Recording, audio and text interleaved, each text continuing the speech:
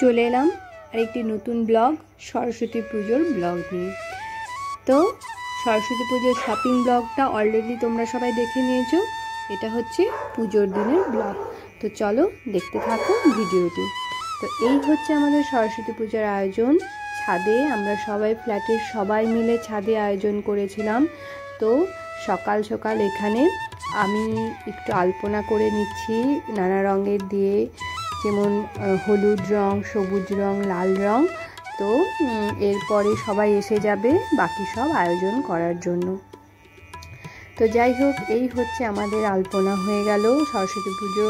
সরস্বতী ঠাকুরের মুখটা এখনও খোলা হয়নি, পুরোহিত মশাই এসে তো খুলবেন। তো যথারীতি আমাদের সব আয়োজন কমপ্লিট। এখন পুরোহিত মশাই এসে গেছেন। আমাদের পাড়ার দাদা, দিদি, বৌদি, আমাদের ফ্ল্যাটের আমরা সবাই মিলেই পুজোটা করছি। সেখানে খুব মজা হয়েছে এখন পর্যন্ত, আগেও মজা অনেক করে নেব।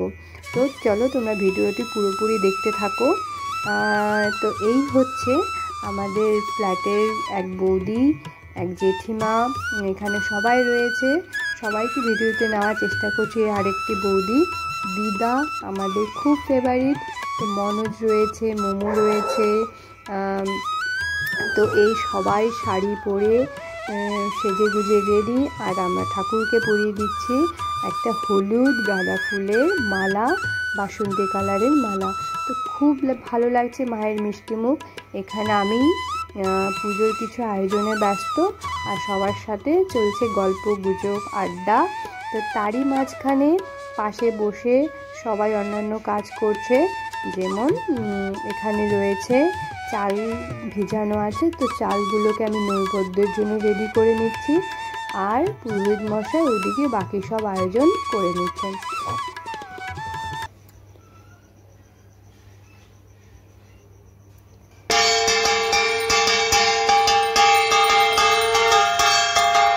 এখানে বাদ্য ঘন্টা নিয়ে আমরা সবাই পুজো শুরু হয়ে গেল।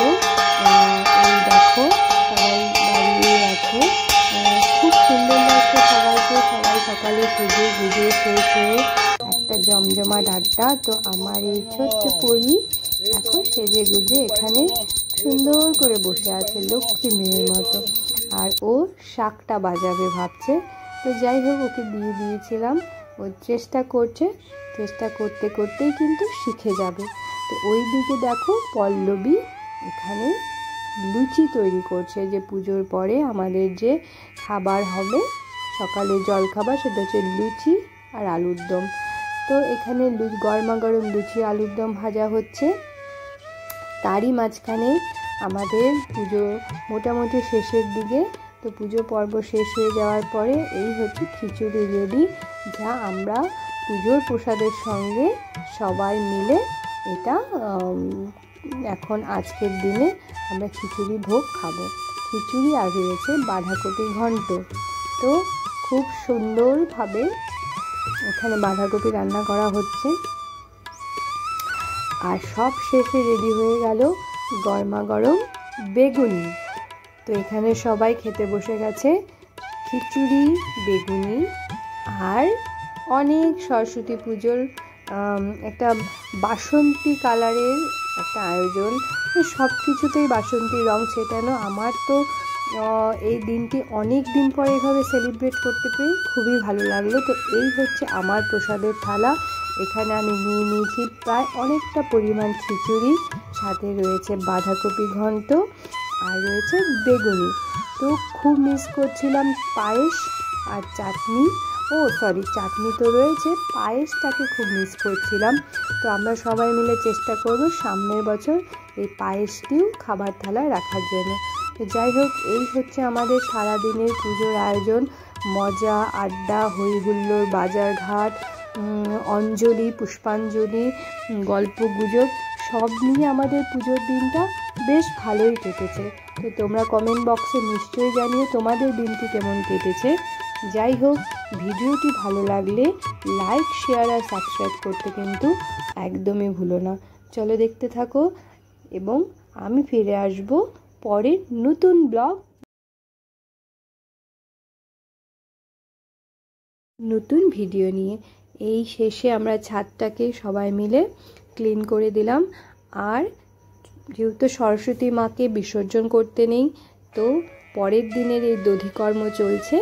দধিকর্ম সকালবেলা দই চিড়ে লাল বাতাসা দিয়ে ঠাকুরমশাই সম্পন্ন করে নিয়েছেন।